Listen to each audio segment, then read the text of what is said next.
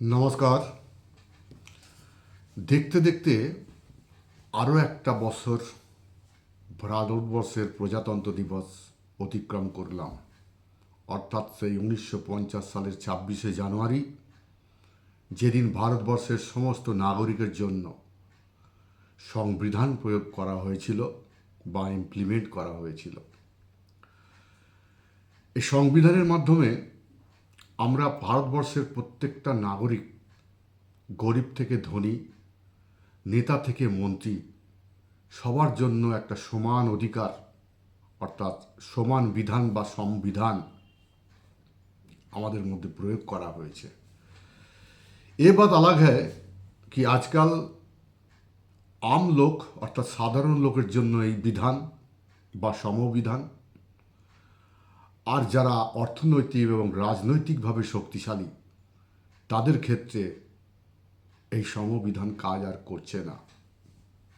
আমরা ভারতবর্ষের তথা পশ্চিম বাংলার বহু ক্ষেত্রে দেখা গেছে যে শক্তিশালী যারা রাজনৈতিক ব্যক্তি বা অর্থনৈতিক ব্যক্তি, তাদের ক্ষেত্রে এই সংবিধান আলাদা কাজ করছে আর সাধারণ মানুষের জন্য আলাদা কাজ করছে।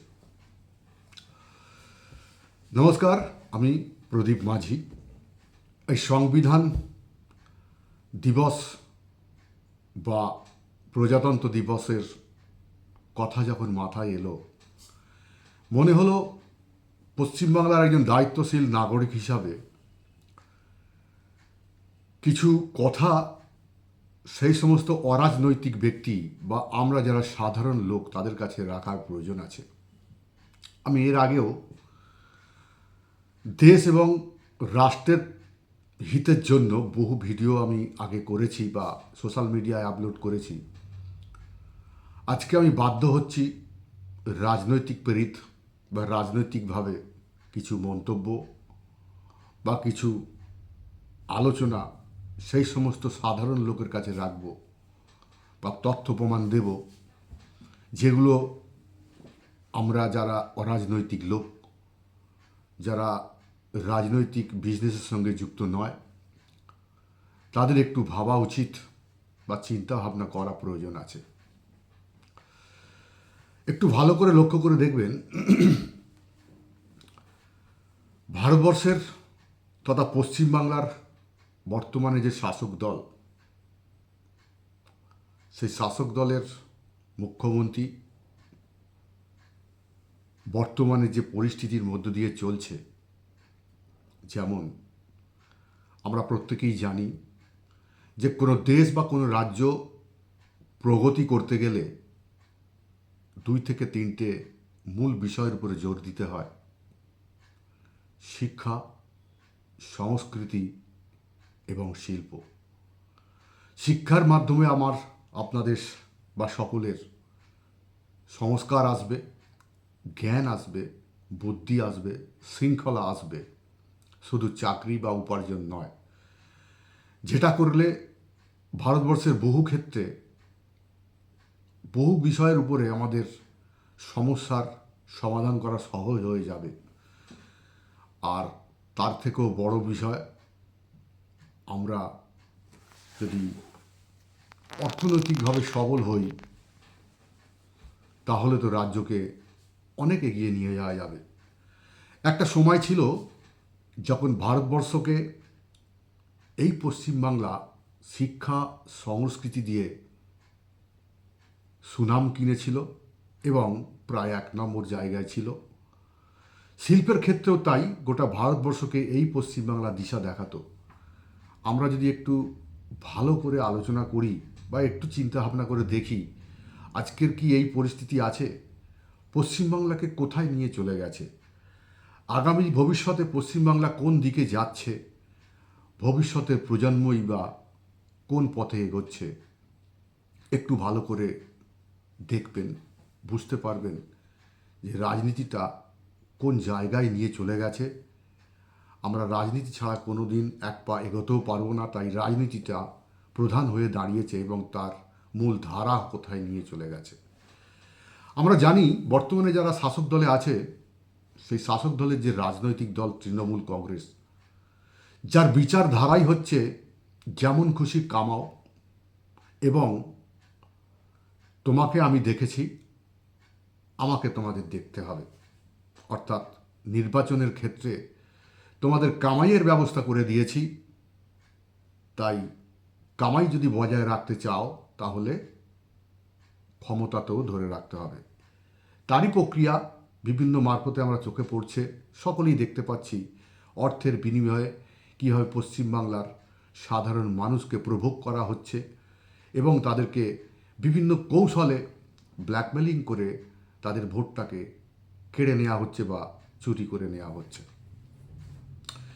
এবারে এই অর্থগুলো কিভাবে আসে, সব থেকে বড় যেখান থেকে আসে সেটা হচ্ছে সরকারি প্রকল্প। সেটা কেন্দ্রের ক্ষেত্রে বিশেষ করে, যেমন কেন্দ্রের আবাস প্রধানমন্ত্রী আবাস যোজনা,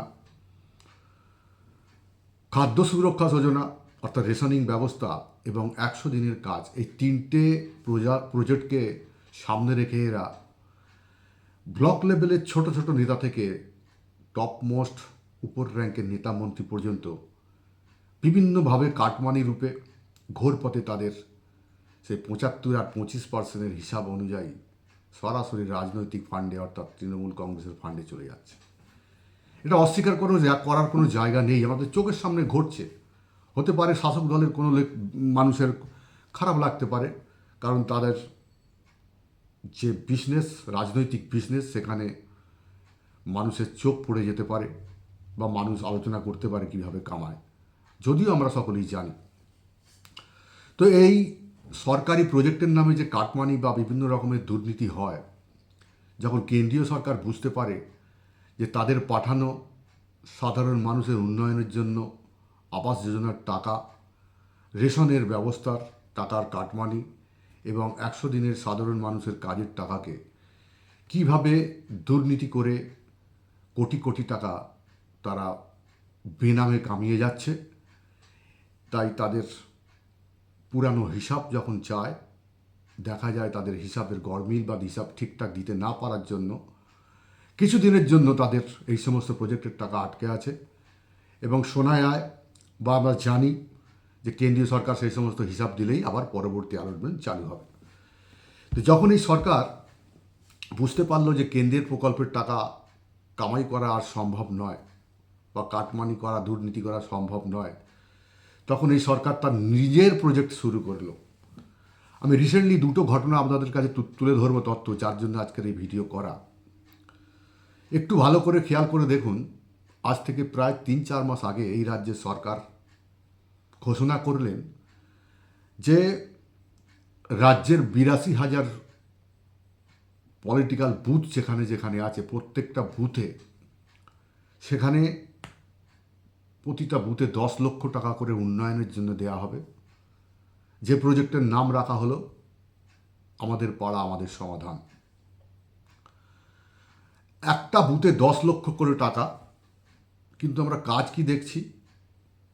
ব্যক্তিগতভাবে কোনো লোকের বাড়ি পর্যন্ত রাস্তা করে দেয়া, ব্যক্তিগত কোনো পুকুর বা ছোট ছোট যে সমস্ত নালা আছে বা ডোবা আছে, সেই সমস্ত ডোবাগুলোকে চারিদিকে পাড় বাঁধিয়ে উন্নয়ন করা হচ্ছে। যদিও কতটা উন্নয়ন হচ্ছে বা কতটা খরচ হচ্ছে এর হিসেব আমি, আপনি বা আমরা কেউ রাখবার ক্ষমতা নেই। তো সেখান থেকে একটা বুথে 10 লক্ষ টাকার খরচ হোক বা নাই হোক, 25 আর 75% হিসাব ঠিকভাবে চলে যাবে। অর্থাৎ সরকারি প্রজেক্টের নাম দিয়ে সেখান থেকে আবার ঘোরপথে দুর্নীতির টাকা রাজনৈতিক ফান্ডে চলে যাচ্ছে। দ্বিতীয় যেটা সব থেকে ভয়ঙ্কর, যেটা আমরা সাধারণ মানুষ খেয়ালই করি না, আপনাদের মনে আছে 3-4 মাস আগে ভারতবর্ষের বিভিন্ন রাজ্যে পরিযায়ী শ্রমিক যারা পশ্চিমবাংলা থেকে কাজে যায় বা কাজ করে, তাদের উপরে অত্যাচার করা হচ্ছে, এরকম একটা ন্যারেটিভ গোটা ভারতবর্ষ জুড়ে তৈরি করা হলো, বিশেষ করে পশ্চিমবাংলা। কারণ পশ্চিমবাংলার বাংলার মানুষ যেখানে যেখানে কাজে গেছে সেখানেই তাদের উপরে অত্যাচার করা হচ্ছে এবং এটাও বলার চেষ্টা করা হচ্ছে তাদের বাংলা ভাষা বলার জন্য তাদের বাংলাদেশি বলে বাংলাদেশে ডিপোর্ট করে দেওয়া হচ্ছে। তাই আমাদের রাজ্যের মুখ্যমন্ত্রী মাননীয়া তড়িঘড়ি করে নবান্ন থেকে ঘোষণা করলেন যে আজ থেকে, এটা প্রায় 2 মাস আগের কথা, আজ থেকে যে সমস্ত পরিযায়ী শ্রমিক পশ্চিমবাংলার বাইরে কাজ করছে, ওনার তদন্তে, ওনার ডেটা অনুযায়ী 22 লক্ষ পরিযায়ী শ্রমিক তারা পশ্চিমবাংলায় ফিরিয়ে আনব। তাদের প্রত্যেকের জন্য প্রতি মাসে 5,000 টাকার জন্য অনারিয়াম বা সাম্মানিক দেওয়া হবে। অর্থাৎ 22 লক্ষ পরিযায়ী শ্রমিককে সাম্মানিক দেওয়া হবে, যার নাম দেওয়া হলো কর্মশ্রী। এই কর্মশ্রী প্রকল্পের মাধ্যমে 22 লক্ষ পরিযায়ী শ্রমিককে 5,000 টাকা করে প্রতি মাসে ভাতা চালু করে দিলেন কর্মশ্রী প্রকল্পের মাধ্যমে। ভালো করে খোঁজ নিলে দেখা যাবে 22 লক্ষ পরিযায়ী শ্রমিকের মধ্যে 2200 পরিযায়ী শ্রমিক এখনও পশ্চিমবাংলা ফিরিয়ে আসেনি, অথচ 22 লক্ষ পরিযায়ী শ্রমিকের নামে 5,000 টাকা করে অ্যালটমেন্ট হয়ে গেল। এবার কল্পনা করে দেখুন, আপনার কল্পনাতেও আসবে না কত লক্ষ টাকা এই অ্যালটমেন্টে এই রাজ্য সরকারের কোষাগার থেকে খরচ করে দেওয়া হলো। ঠিক এই ঘোষণার 1 মাস পর এই রাজ্যেরই মুখ্যমন্ত্রী, যিনি ডেটার মাধ্যমে বলেছিলেন যে 22 লক্ষ পরিযায়ী শ্রমিক পশ্চিমবাংলার বাইরে কাজ করে, তাদের জন্য এই প্রকল্প, আর 1 মাস পরে এই মুখ্যমন্ত্রী ঘোষণা করছেন যে আমার কাছে 31,77,000 পরিযায়ী শ্রমিক আমরা এই পারিশ্রমিক, এই কর্মশ্রী প্রকল্পের মাধ্যমে 5,000 টাকা করে দেব। অর্থাৎ 1 মাসের মধ্যে প্রায় 10 লক্ষ পরিযায়ী শ্রমিক বেড়ে গেল। এসেছে কি আসেনি সেটা পরের কথা, কিন্তু ভেবে দেখুন 22 লক্ষ থেকে 1 লাফে 10 লক্ষ প্রায় বেড়ে গেল পরিযায়ী শ্রমিক। তাহলে 31,77,000 পরিযায়ী শ্রমিকের পিছনে যদি 5,000 টাকা করে দেয়া হয়, আজকের দিনে কত লক্ষ কোটি টাকার কর্মশ্রী প্রকল্প হলো। আদৌ তারা পেল কি ঘোর পথে সরকারের ফান্ডে খরচ দেখিয়ে পলিটিক্যাল ফান্ডে চলে গেল? একবার ভেবে দেখা উচিত। শুধু তাই নয়, আমরা প্রায় সকলেই জানি যে বিগত 34 বছরের ছেড়ে যাওয়া পশ্চিমবাংলায় 2 লক্ষ কোটি টাকা তারা ঋণ রেখে গেছিল।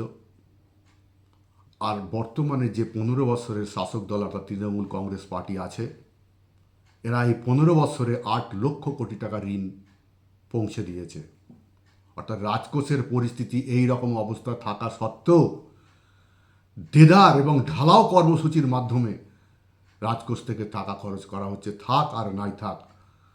এর হিসাব যদি আমরা পশ্চিমবাংলার প্রত্যেকটা জনগণের মাথা পিছু ফেলা যায়, খরচ দেখানো যায়, তাহলে আজকে যে শিশুটা মাতৃগর্ভে ভূমিষ্ঠ হচ্ছে, মাতৃগর্ভে যে আছে, যখন সেই বেবিটা, সেই শিশুটা ভূমিষ্ঠ হবে, তার মাথার ঋণ দাঁড়াবে 80,000 টাকা।